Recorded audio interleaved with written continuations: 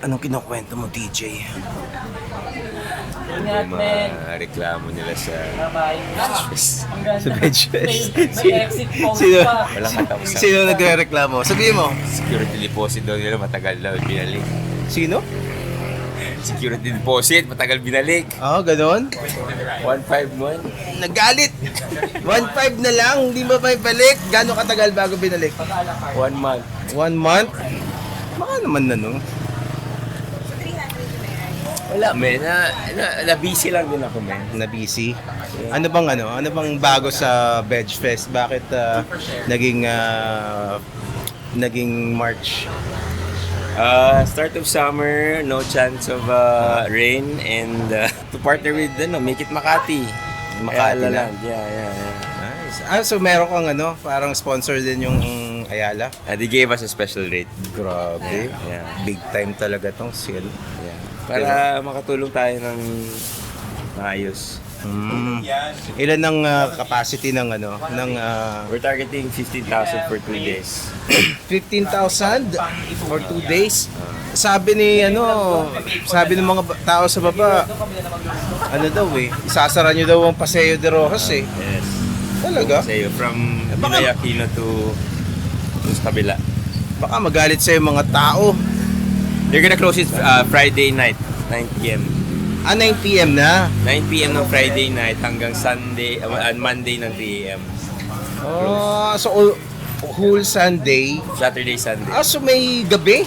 May gabi na, grabe. May magpapa-concert ba kayo doon?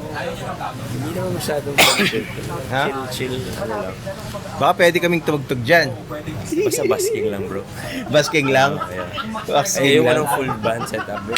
Oo. Masyadong mahal. Talaga? So pag nag-basking kami, nababayaran mo kami? Oo naman. Honorarium. Totoo ba yan? Totoo ba yan? Yeah. Ay, Hindi ko Hindi ka naniniwala. naman pumunta for 2... Last year, wala kayo. Wala, hindi kami nakapunta. Umulan eh. Mga buskers doon, bro. Basta pag umulan, na. At may tugtugan dun sa di ba? May stage dun dun sa... The best fest dito. Oo. Last year. Oo naman. Ngayon meron naman, pero maliit lang.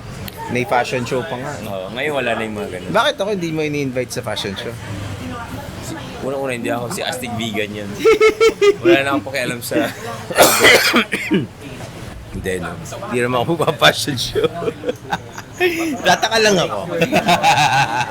Very inclusive yung fashion show, bro. No? Very inclusive yung fashion show. Kahit hindi mo ang supermodel, so andun. Oo nga eh. Kaya nga ako nagtataka kasi nakita ko yung mga kasali po. Hype na TJ to, hindi man lang ako na inimbita na. Gago tong TJ na to. Kaya hindi ako nag-decide ng mga ganun. Go na lang. Binibigyan ko na, sige, segment mo. Go. Ah, Yan. Oh, yan, tunog hayop. Pwede ko maintindihan yung mga kinakanta. Sige, go. tunog hayop. Yun yung title nun ba? Yung segment. Edison. Okay. Edison. Edison yun. Siya ang nagmamanage ng segments na yun. Dati pa yun eh. For 3 years sila. Okay. Matanong lang kita, TJ, bakit mo ba naisipan yung Veg Fest na yan? Ikaw, ito si TJ kasi, ito ang meron siyang annual event since anong year yun? 2016. 2016 na nag-organize siya ng isang event for vegans featuring vegan vendors, vegan entrepreneurs, ng kung ano-ano, basta lahat ng kabiganan ay pwede mo makita doon sa Veg Fest. So, yan, si TJ. TJ, ano mo? Hoxon. Pero siya alam ko sa media, he's a media guy, Yeah. pero naging vegan siya at naisipan niyang magawa ng event na Veg Fest. So, ikwento mo sa akin ang origins ng Veg Fest. Ano lang yan, dream lang yan ng mga group of friends to have vegan festival since most of the countries, they have their own, veg fest. So, sabi namin, sana someday in the Philippines magkaroon ng sariling veg fest. Oo. So, we... Yung Veg Fest ba? Franchise ba yun? O No. It's a term lang. It's a term lang na it's Veg Fest for Vegan Festival. Oo. Yun yung short term niya. Hindi siya franchise, so walang So, walang international na Veg Fest? Wala. Wala? Okay. Wala. So, ikaw yung nakaisip ng pangalan na Veg Fest? No. Merong like sa Veg Fest New York, Veg Fest UK, I Veg Fest see. ganyan. So, iba-iba. Pero walang may-ari nung trademark na yun? Wala. I see. So, yun, 2 years in the making yun. Oo.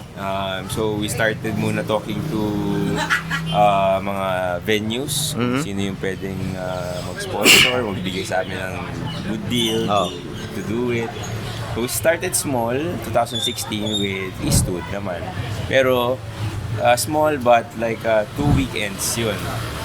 Since we parted with Mega World, ano siya, Eastwood and Lucky Chinatown. Nag-Lucky Chinatown pa pala kayo. Yeah, dalawa yun. First weekend, Eastwood. Second weekend, Lucky Chinatown. Wow. So, 4 days siya in total. Oh, how was the first Veg Fest in terms of success? Sobrang ano lang, like, we have like around 50 to 60 merchants, pero sobrang maliliit lang, parang ganito lang yung booth nila. No. Kasi nga, doon lang sila sa tent ng Eastwood, yung sa center, yung may ano doon, may malaking tent. So, and then, nung sa tingin namin na medyo masikip na, we talked to BGC Art Center para gamitin yung buong, yung labas niya ng Art Center. And then they said, yes, we're just gonna donate to the Ayala Foundation. Okay. And dun sa BGC Foundation, Okay. sa may mga about arts. Oo. So, So, yun yung bayad mo dun sa venue? yun yung bayad. Wow! Yeah. So, Okay. nakatulong din kami dun sa foundation nila. Kala ko ni-rent mo yun. Parang yun na rin Ayun na yung somehow rent. Ayun na yung rent. I see. Somehow yung rent. Okay. Tapos, for 2 years, doon kami, 18 and 19. And then, pandemic happened, but we didn't stop. We made it like online. Oo. So, we partner with an online platform na grocer. Oo. So, and then we put all the merchants there na sumali at doon bibili online. Ah. Pero bakit mo naisipang worth it ang pagmagawa ng Veg Fest sa Pilipinas? Sabi ko, parang it's fun. Something na good vibes lang yung mga tao doon. Nag-enjoy ng vegan food, ganyan, and sa music. And pinapahirapan ko lang din sa Oo nga, oo nga eh. Kasi tuwing magbe-Veg Fest, stress ng, kasi pag nakakausap niya yung Selen, na may mga nakukwento sa akin ng sakit ng ulo mo. Yeah. Kaya may tanong ba kayo kay DJ? Anong plano natin ngayong 10th year anniversary? Oh, 10th year anniversary na pala. It's it's something na we're just gonna do fiesta. Fiesta? Kind of, theme. So may mga OPM, local performances, or sa OPM music yung namin. Imbitahin mo naman ng Bini. Baka may vegan ba sa Mahal kasi pag once na invite ko dyan, baka hindi ko na mabalik yung security deposit. May mga vegan ba sa Bini? Wala pa sa yata, Bini, no? pero merong nature lovers sa Bini. Oo. Pero etong Pinaka-hot sa kanila. Yung si nature Aya. Si Aya, oo. Oo nga, meron siyang mahilig sa mga advocacy yun eh. Oo, Tito Blom ako eh. Pero Do you think, man, they're gonna go international? Oo naman. Kaya na pa nag-Coachella sila, bro. Kahit, pupuntahan ko talaga yun. Oo. Kasi wag lang magkakamali ang ABS-CBN sa kanila. Kasi medyo kabado ako dun sa huling balita na narinig ko dun eh. Kasi gagawa daw sila ng bagong project na walang kinalaman sa music. Baka gawan sila ng teleserye, alam mo yun? Para naging 17 ng sex bomb. Oo, di ba? So masisira yung diskarte. Pwede naman nilang gawin yun. Pero may hirapan silang maging parang Blackpink niyan pag ganun ang ginawa nila. Dapat nakafocus talaga sila eh. Yeah. 'Di ba? Correct. Hindi, parang gano'n nangyari kina Sarah Geronimo dati. 'Di ba? Parang salip na naging parang sina Miley Cyrus siya. 'Di ba? Sina Ariana Grande, yun ang mga kasabayan niya eh. Ng pelikula agad. Oo, tapos ginawa siyang judge, meron siyang teleserye, 'di ba?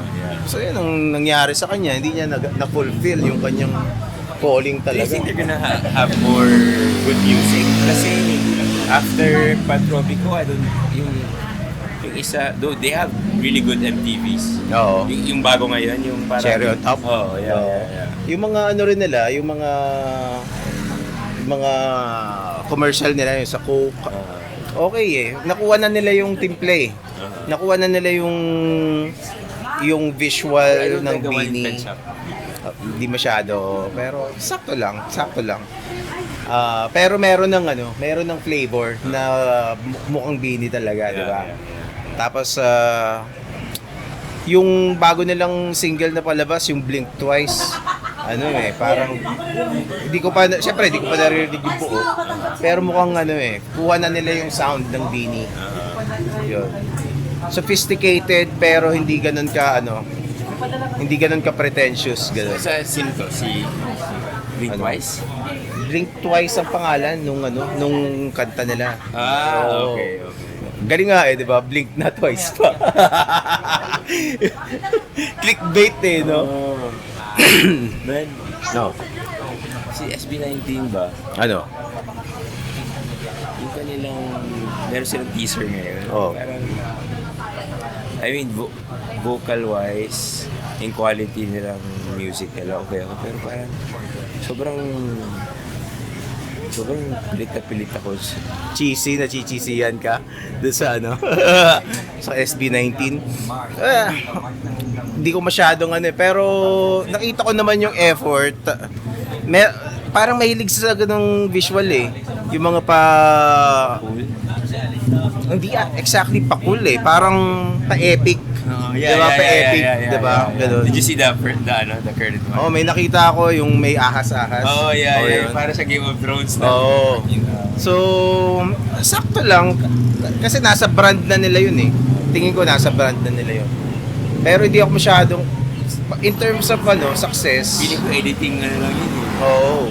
Masyadong nilaro sa editing Pwede. Pero May think ko achieve naman on nila. brand. Think ko on brand naman sila. Kasi yung ibang mga video niya, yung may dragon pa, di ba? Yung solo. Although hindi ko mapapanood lahat ng mga videos nila. Pero tingin ko, Musicality wise, good ako sa pero kung nag-perform sila ng live, parang sobrang pilit na pilit lang. talaga? Lalo na yung GMA Countdown. O baka naman blooms ka lang. Hindi rin ako winning. Ngayon lang, alam mo yung Patropico, dahil sa Oo. 10th year, binigay kasi ni Mel yung banda, Oo. yung drum and bugle ba? Oo. Tapos ng Patropico, Oo. taga Makati, kasi sabi niya, TJ, rent mo to para sa opening na ng Veg Fest. Oo. Bibini sila. So, pinahinga mo din yung Patropico. Oo. So recently mo lang na yung Si Bini. yung Bini. Oo. Ako mga Hindi ko man gusto ng salamin-salamin. second quarter ng Iba Second yung dating ng Patropico sa akin. Sa akin okay lang. Ayoko lang ng video nila. Oo, walang kwenta yung video ng Patropico kasi Parang feeling college ko, student na yung gumawa. kasi feeling ko hindi talaga nila in-expect na magiging hit yun. Yeah. Hindi nga nila ginawa ng matinong video eh. 'Di ba? Parang performance video lang sa Parang sumayaw lang sila. Oo. Kaya nakalagay doon hindi music video eh. Kasi ang MV talaga yung Cherry on Top, Yeah. 'di ba? Yun parang performance video lang. So hindi nila expected na magiging ganun kahit yung Pantropico. Ano bang mas hit? Salamin or... Yung Salamin nag-benefit Sa din sa TikTok? Pantropico.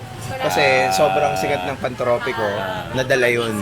Pero tingin ko pinakamalaki pa rin yung view sa ata yung Pantropico. Pero yung Salamin kasi may proper na na music video eh.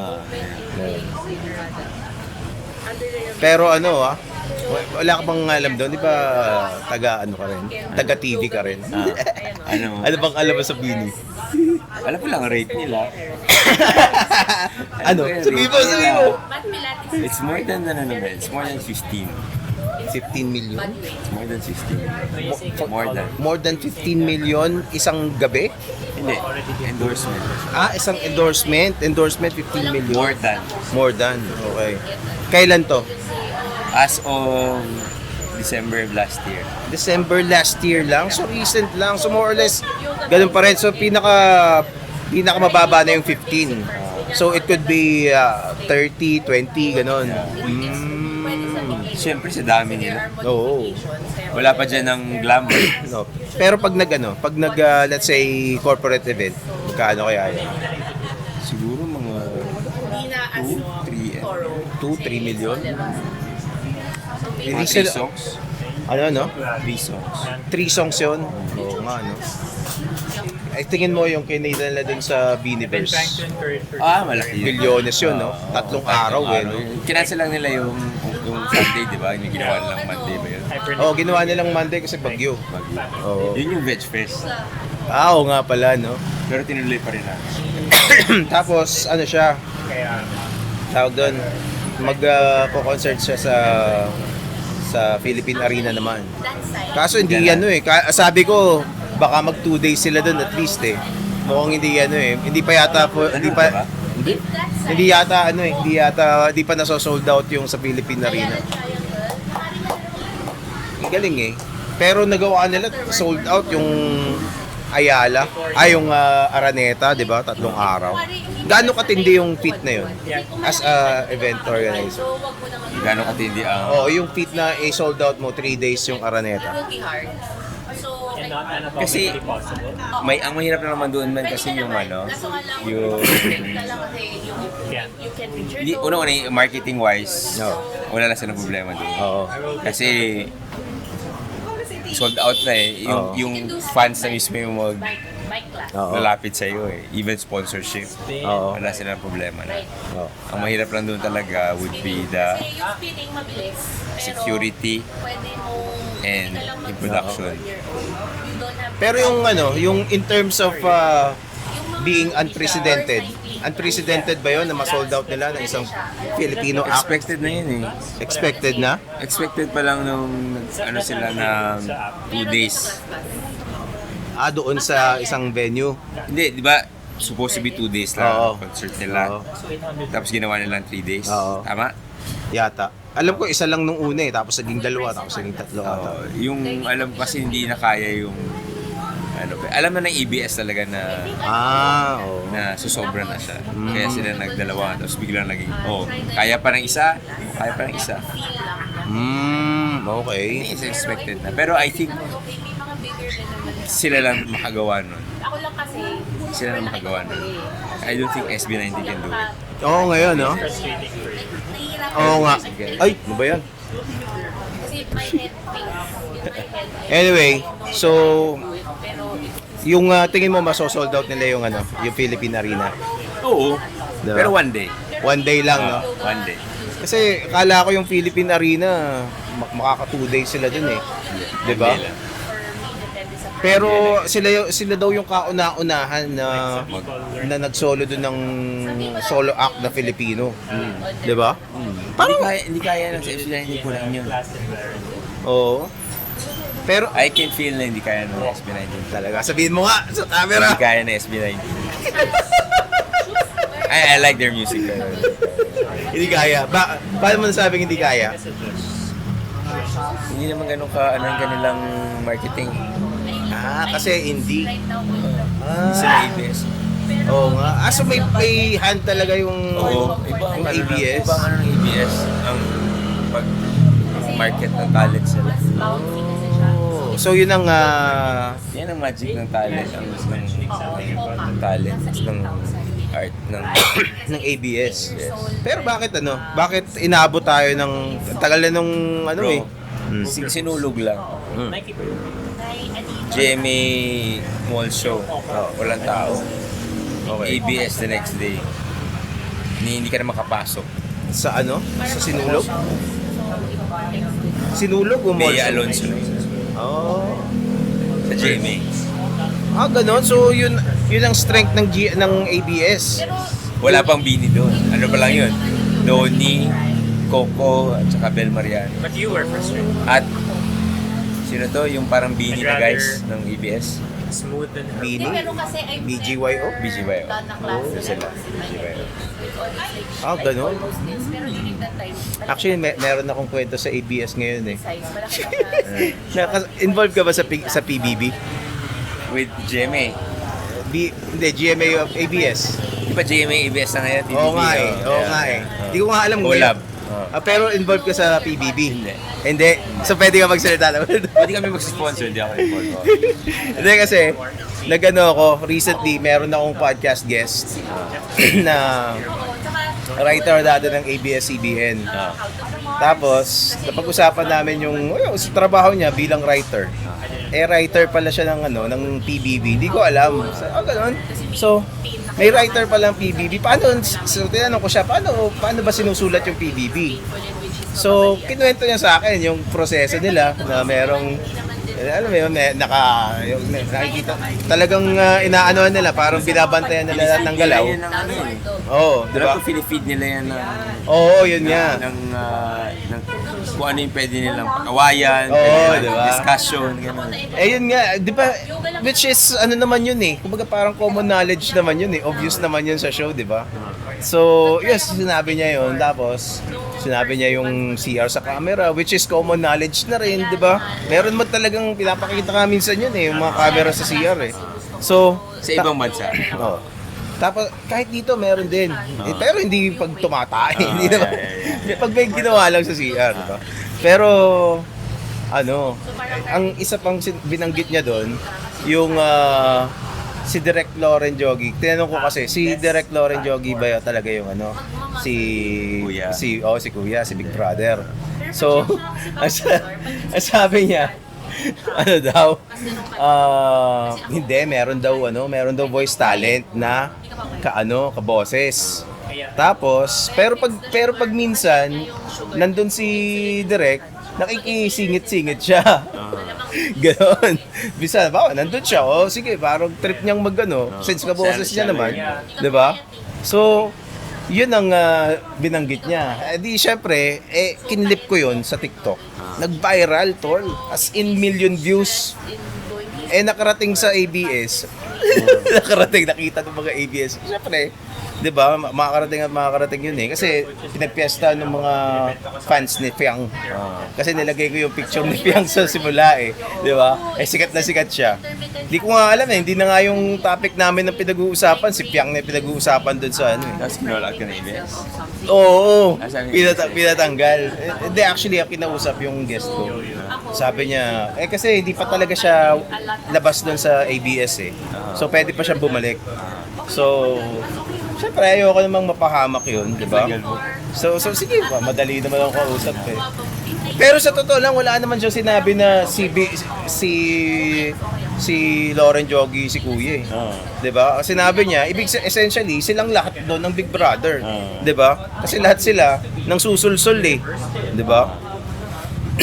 Parang sensitive daw kasi yun nga, magkakaroon ng signing sa GMA at ABS-CBN. Kaya medyo sila doon, sensitive sa kanila. Tapos, ang nangyari, di ba, merong signing event.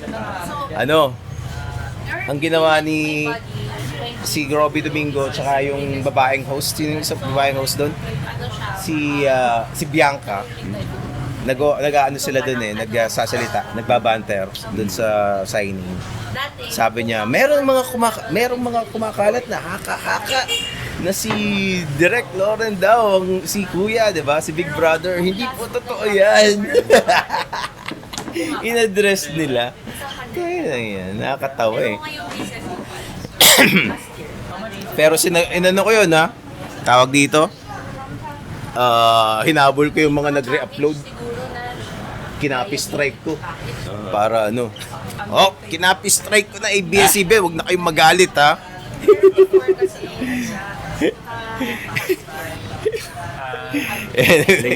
Private mo na lang.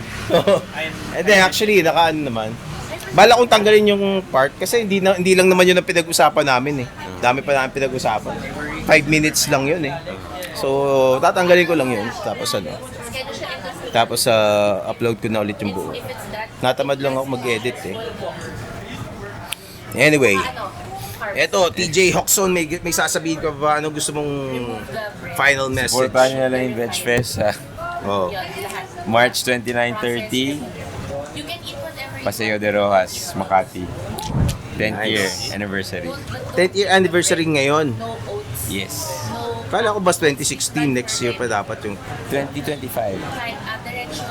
Oo nga, no? 16, 17. Oo nga, no? Tama. Nice. Inano ko din. Pinila ko din. Baka mali. So, yun lang. Have to eat it, bro. Thanks. Paalam. Yeah.